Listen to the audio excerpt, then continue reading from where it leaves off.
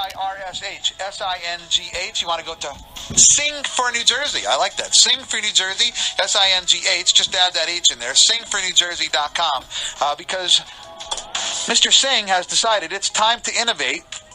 He wants to run for governor. How you doing, Mr. Singh? How you doing, Scott? Thank you very much for having me today.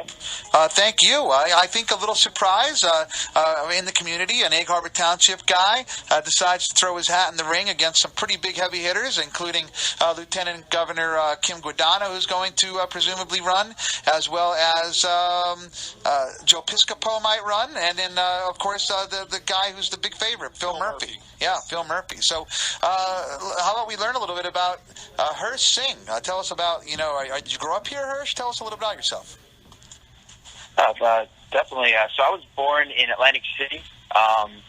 Went to high school at Egg Harbor Township. My parents, before high school, third grade and earlier, I was in Absegami, Absecon area. I went off to NJIT and did my engineering degree there, and then for the last 10 years, I've been working in government contracting, specifically providing advanced engineering support services across the board to military, intelligence, government agencies that include both civilian, satellite navigation, a whole bunch of things across the nation. And,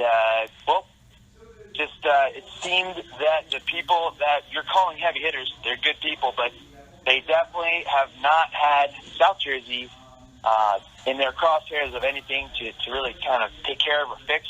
And outside of that, what's going on across the state, it's just proof that they're just playing politics as usual, and we need a new solution, if you ask me. We need to kind of take our own lives in our own hands. That's the only time you're actually able to make anything happen. So, usually people will eventually run for council, and then they'll run for assembly, then they'll go for Senate.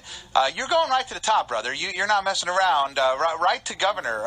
Why such a lofty goal? Why do you think that you can possibly, mount such a strategic and expensive campaign with relatively no name behind you? Well, I think that the perception is wrong. Direction that you just iterated kind of sounds like a career politician. It does. And I'm not, and let me say it, Hirsh, I admire you. I think it takes a lot of guts to do what you're doing. I'm saying it is a tough thing, and usually you have to sort of develop a name and then get up to the top. But I like you, I admire it. But you continue. I'm sorry. I don't want you to think that I'm insulting you. I just want you to know that I admire it. I just think it's pretty tough. No insult taken at all. That's a very valid question, and everyone needs to understand that having experience is a very important thing, especially when your goal and job is to lead and innovate. But having experience is only valuable if it's good experience. If I spend 20 years doing a job poorly, would it make me qualified to lead people any better than someone who just does the job poorly? In that same vein, the work I've been supporting across the nation from here in South Jersey has extremely high quality standards because, for example, in the Federal Aviation Administration, we have the most advanced national airspace system in the entire world. Sure. America has 50% of all flights that go through it, and we do the systems engineering, all the aspects of hardware, software, modernization, sustainment that are required to make sure that we have the safest airspace in the world.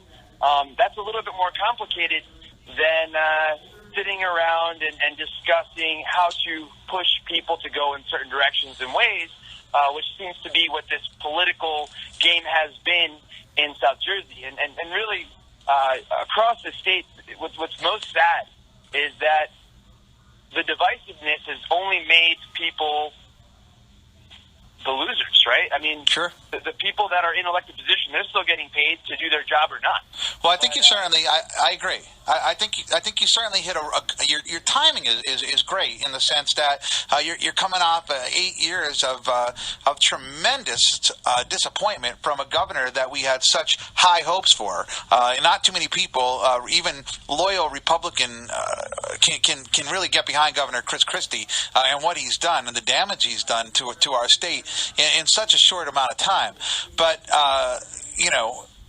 So I think your timing is good there. That people want an underdog. Hey, Trump's an underdog. People, he came to the top. So I think your timing is good there. But how are you going to get your name out there? How is that going to happen? So there's multiple ways of getting your name out there, and we're hitting all of them. Arguably, I've only been an unofficial candidate for 9 days. Right. But outside of that, I've been working on this for the idea for many months. And the entire team, my campaign, the individuals that I've been around, when I said I'm going for it, they dropped what they were doing, and they came together.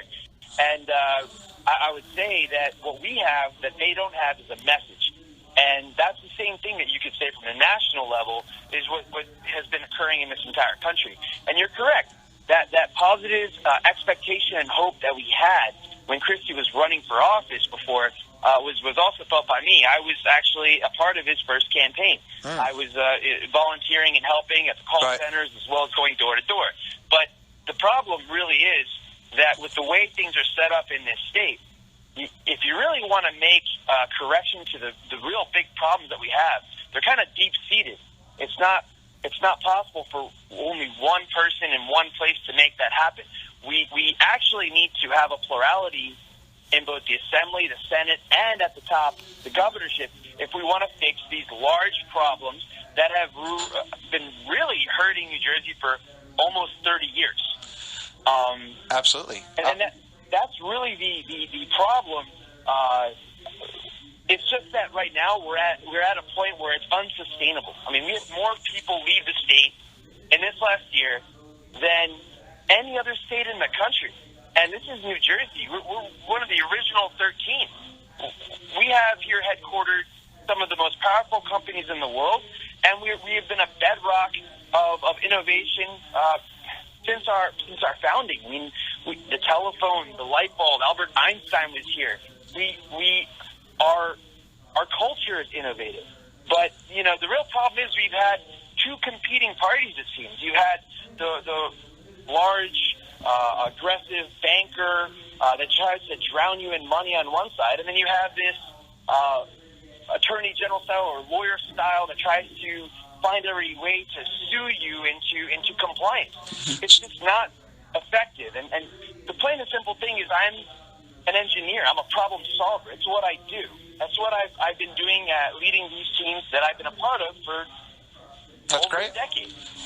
So we're going to have you back on the show, Hirsh. We wanted to get you on because you announced today officially, but I'm going to put you on hold in a couple minutes after I get a couple more questions out. But I want Dan Borowski to give you my cell phone so that we could hook up and have you in here for an hour to talk about more. So I don't want to get too deep into this, but two real quick questions. One is, I don't want you to. So when I say quick, I don't want you to go too deep into it. But one is you're running on the Republican side, correct?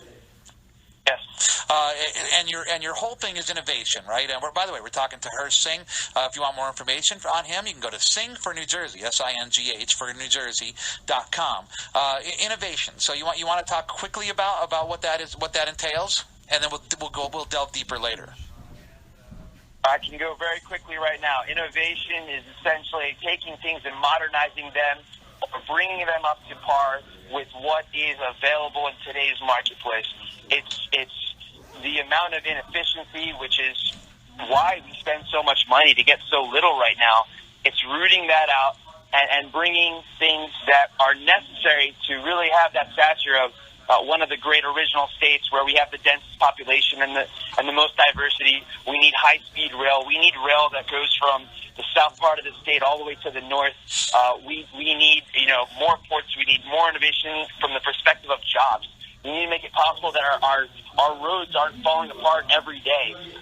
If you don't have the economy in a healthy formation, there's no way to have people living lives of value, lives where they're happy. And so we have to make that possible by cutting taxes heavily and getting out of our own way for the small businesses and large businesses that are the bedrock of our current state. Well, and then, I wish you luck. And lastly, I guess I have to ask this. So, are you hoping for a party endorsement? And do you have money to sort of back a campaign? There's only 50 of these jobs in the country, and it's far easier to be elected, even to the United States Congress, than it would be to become the governor. So you do need some kind of backing. What are you hoping for in those regards? So there's two aspects to it. On one end, a party backing usually means going toward the conventions that are more local. We're not trying to play the politics of getting the people that are the tops of the tickets. We've met everyone. We have a good rapport with all of them. But our main message is to go to the people. The individuals that are going to come out and vote, the individuals that actually are what make up this state, that's who I'm appealing to, and that's who I'm going after to. Money, actually, I would say, has been something we've been really lucky with. So far, those that we have been talking to have fully supported, and we're well along our way to meet the minimum for the campaign finance goals that are in place for the start of April.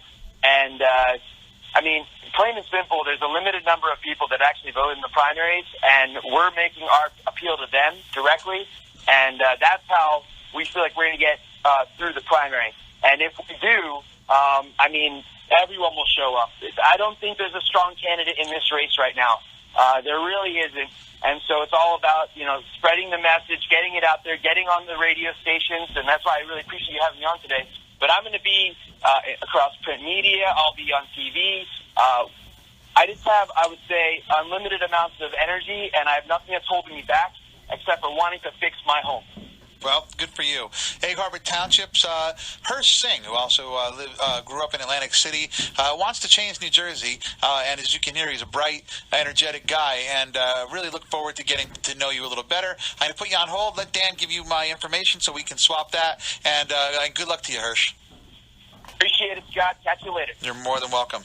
All right, we're going to take a little break, come back, talk to Scott Lefferson, talk to Deb Pellegrino of Harris, and talk about Trump's speech last night, which I think is certainly something that we all have some desire to get off our